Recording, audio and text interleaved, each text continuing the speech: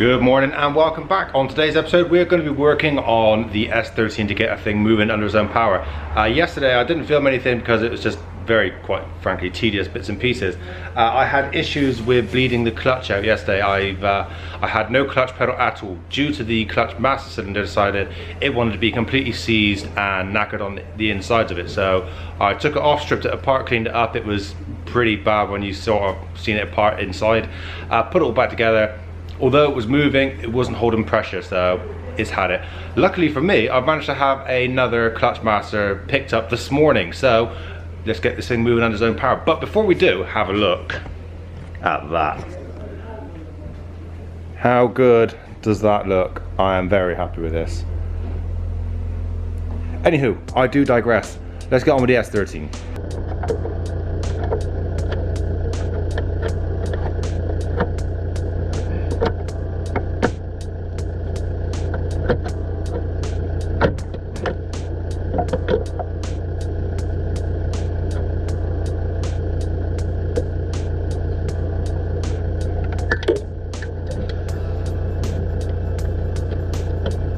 Braided line back in the bottom of it.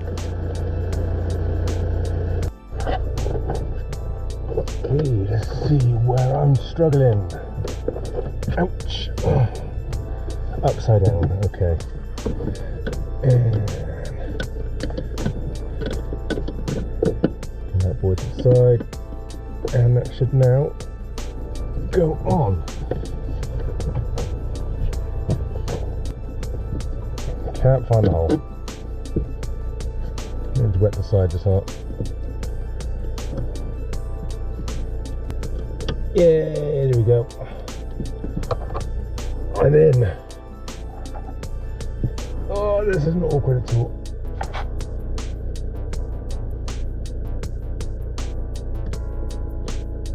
Put the split pin back in the end of it. Done.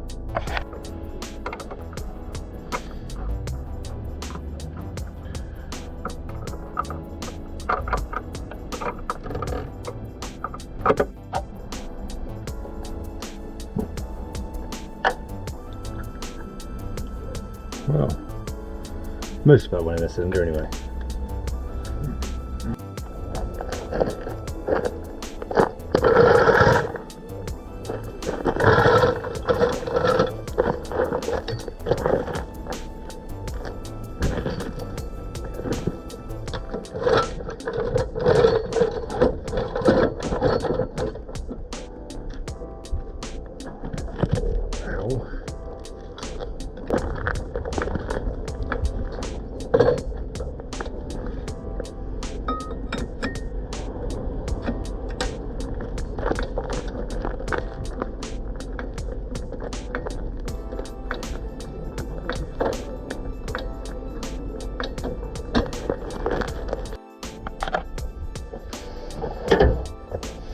Okay, yeah, glad to do a spin for a second without dropping here too much.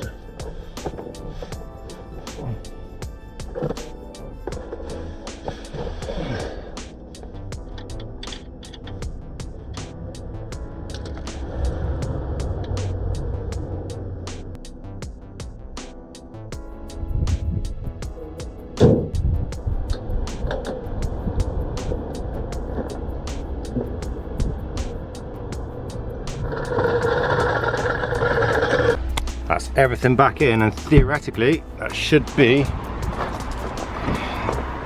moving under its own power now. So let's just quickly reconnect the battery. Let's go and do that now. Okay, battery's connected. I have a clutch pedal. Well, it's not a very good clutch pedal to be fair. It's very soft. May need some extra bleeding. Very difficult to do when you're on your own, but let's see what happens.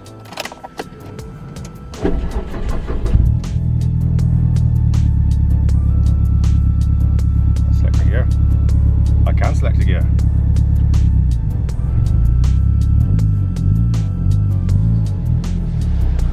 Ah! It moves!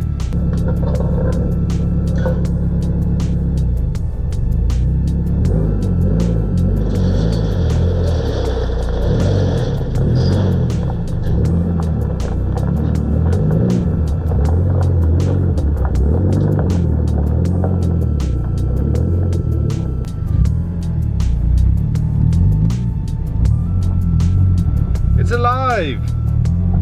It's alive! Oh yeah, brakes there. There's no brakes. Just a whole bunch of air in that system. Yeah, and that clutch pedal definitely needs to be bled out more. Well, my next door neighbour's back now, so we're going to get him to give me a hand on this, I think. But there we have it, maiden voyage of the S13 moving for the first time in I don't know how long. Brakes need a definite bleed, clutch needs another bleed, but I've got it here. This is where I wanted it to be, because here I could jack it up properly and I could work around things. I mean, that's not my parking space, that's my next door neighbour's, so it's only right that I get things sorted here. Sounds very SRE, I like it. I like this thing, it's cool. Bags of potential.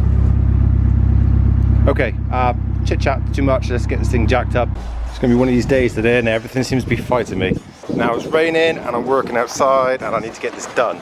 Also, please excuse the wind noise, I'm having major issues with the bleed nipples on this. It does not want to come undone at all, so not only am I going to get wet, I'm struggling to get this bleed nipple undone, which is a pain in the backside. Happy days. Happily enough, the rain has stopped, Phil has come back and we have bled the brakes. I've also got the side skirts on this, which I've had on the shelf now for a little while. So I'll now have brakes, the clutch pedal is absolutely perfect. What else have we got to do before I can take this thing out? Oh, number plates as well. I suppose I better put those on. I better put some indicators on it as well, just to, you know, again, should probably do that. Other than that, I think we're pretty much ready to rock and roll. Yeah, can't think of anything else.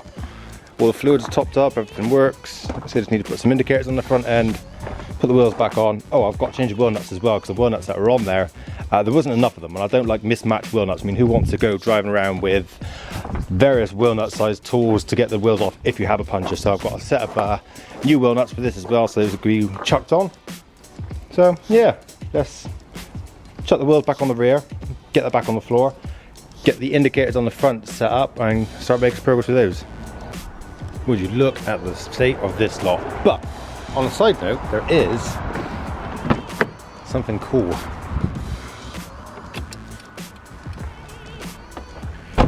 Yeah, side repeaters. And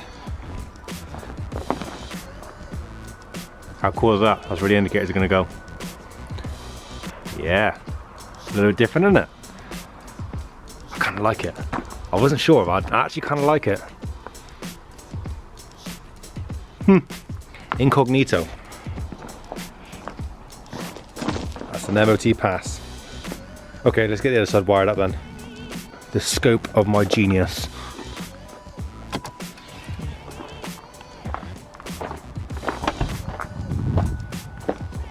How cool does that look? Honestly, I'm really, really happy with that. Something different.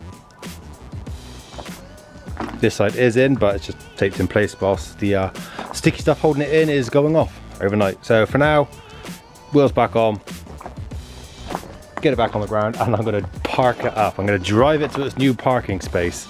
How great is that going to be? You know what, I wasn't going to do it on this video, but I've been working long and hard enough today without filming anything. So let's just smash it into this one video. We're taking this out. Let's set up the GoPro inside and see if we catch fire. Okay, so this is a test drive and I am expecting issues in various places, probably brakes and clutch. Definitely brakes because they are covered in dirt and grime, but let's hope that the engine and drive chain does what it's supposed to do.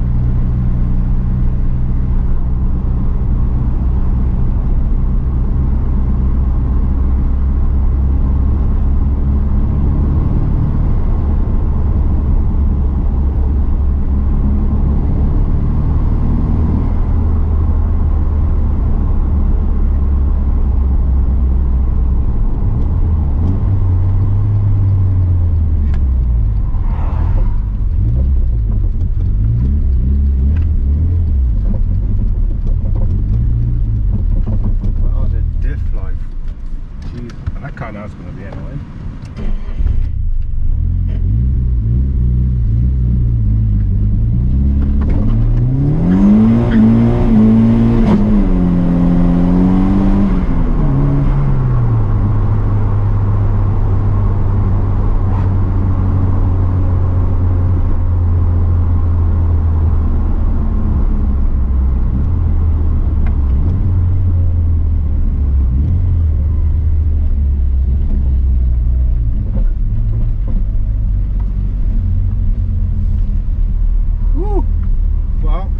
Made it back, but this thing needs a serious geo setup, so I'm probably going to speak to my friends at FCM Hagwood with John, get the alignment done on this thing because it is generally scary. So first test drive over and done with. It wasn't the most successful, it wasn't the worst, so we have room to grow, but at least we still have a car to grow with. So thank you very much for joining me. I'll see you again next time.